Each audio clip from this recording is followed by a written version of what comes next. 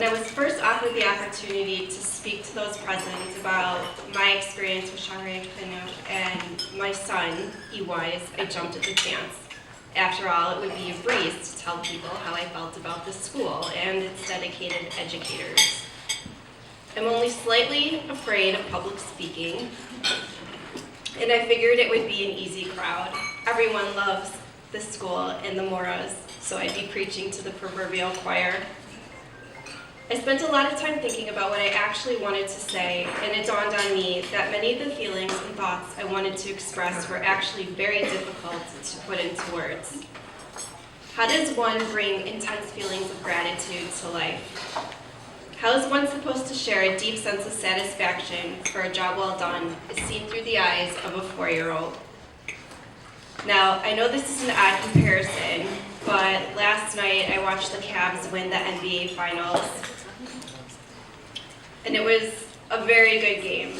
But the one thing that always drives me crazy about watching sports on television is the questions that the sportscasters ask the athletes and the coaches.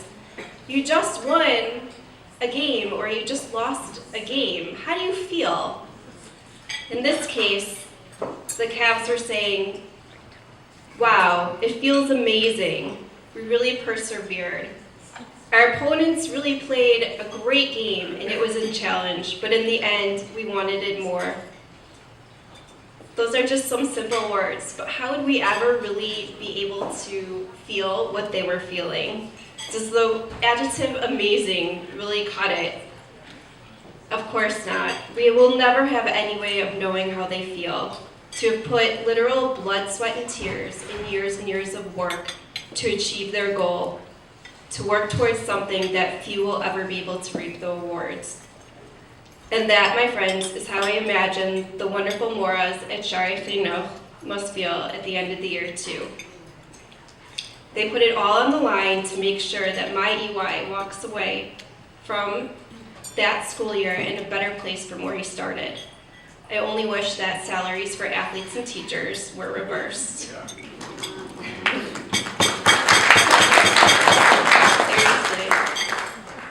To tell EY's journey through Shari Klinuk, one must understand where he started. He was originally enrolled in a toddler program at another day school in the area. His older brother Asher had gone and had a wonderful experience and stayed for many years. His older brother is also more of a traditional linear thinker and was extremely mature socially. Now EY is a completely different story. His problem-solving skills from a young age were quite impressive. His way of thinking about the world is almost opposite of everyone else, and he can draw inferences about information he has never heard before. He is truly a 1 + 1 = 11 child, but unfortunately, creativity and curiosity are not always appreciated in this world. So at the ripe old age of 1½, we sent EY off to the real world. About 6 weeks after school started, the Moras told us that our son was very difficult. Why, I asked? He does not like to sit on his mat during circle time. We must work with him at home to get him to sit still on a mat. At first, I was completely horrified at what I perceived to be a lack and a lapse in my parenting. He doesn't listen, he doesn't sit still. Boy, how did I screw this up in only 18 months? My husband and I both spoke to our son to tell him he must sit still on his mat, and he nodded reflexively. Later that evening, it dawned on me that he was a baby, and asking him to sit still on a mat was crazy. I went back the next day and told his Moras that I had no intention of ever purchasing a mat and making my son practice sitting still on it. I was then labeled as very difficult as well.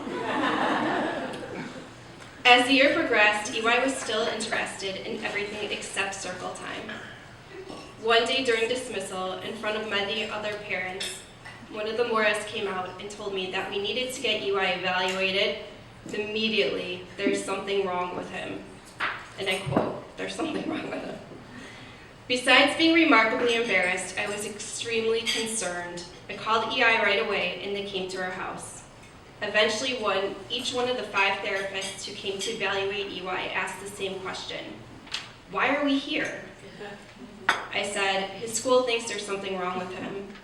No, they said, he's great. Maybe it's the school. The day before Pesach break, we were unfortunately told that EY was no longer welcome back after Pesach break. What, I said, what is going on? What happened? My heart was quietly breaking for my juvenile delinquents. What was this final straw? He was too interested by playing with the water in the sink. Something that I would have found to be pretty normal. Why wouldn't you want to play with the water in the sink instead of sitting on a mat? When I was little and I misbehaved, my father always threatened to send me to Montessori school. I had no idea what Montessori school was, but if my dad was threatening it, it for sure was pretty awful.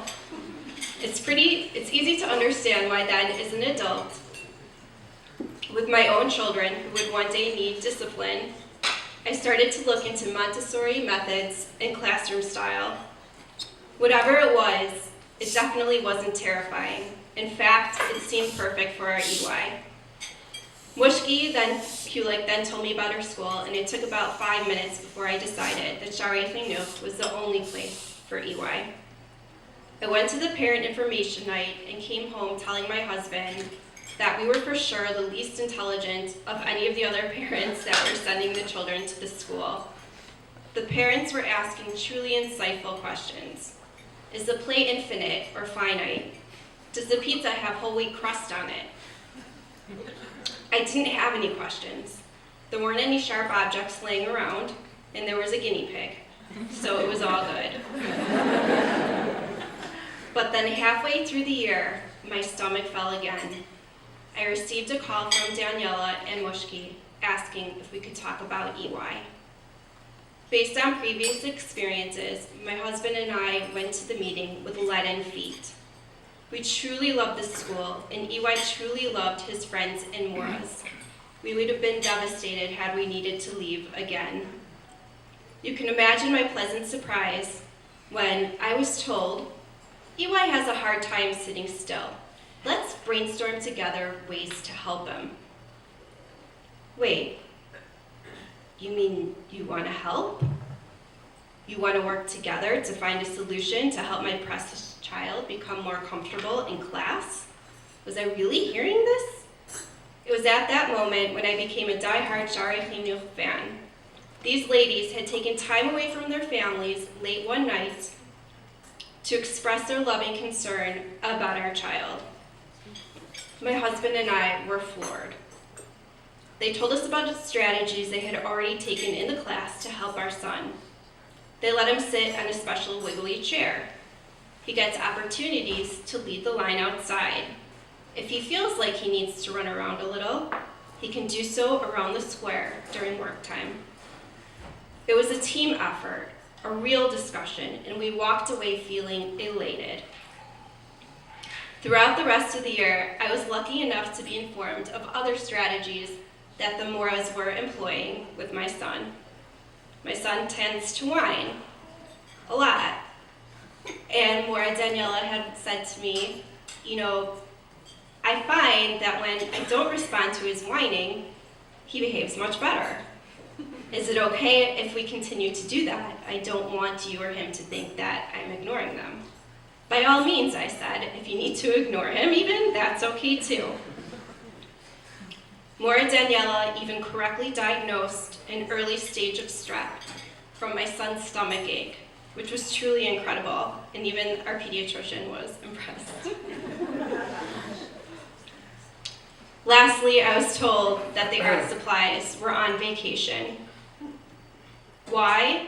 EY wasn't doing enough learning with the other works. Now, it would have been much easier for the Moras to leave him to his own artistic devices. At least he would have been happily occupied and quiet, and out of their hair.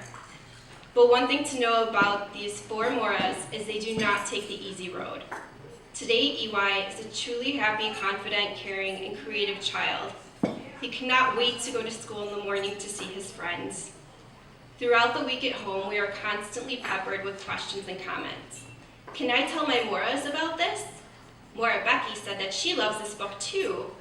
Mora Naomi made me a special sandwich just for me because I'm a special guy. Mora Mushki said I can do my show and share on Tuesday because we don't have school on Monday.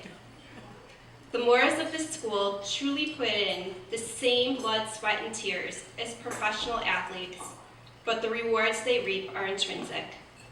They can go to sleep at night knowing they put their best foot forward to make good citizens out of a group of littles and to teach them lessons they will internalize and take with them as they continue their journey through life. I once read a quote, and I cannot remember from where, so if this is your quote, I apologize for not giving you credit. And it said, if you're looking to hire a school administrator or a new teacher, introduce this individual to the children. The candidate who gets down on the floor to meet them is the one you should hire.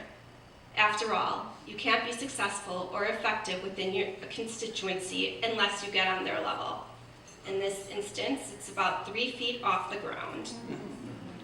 Through bad days and good days, through whatever difficulties and simchas they are experiencing in their own lives and with their own families, they can literally be found on the floor with children that are mostly not their own, leaving pieces of their hearts and souls in warm, tiny hands that cannot possibly understand the value of what they are receiving. And for this, we are eternally grateful in a way that words cannot properly express. And from all the Shari Chinuch parents, we thank you for everything you have done and will do in the future.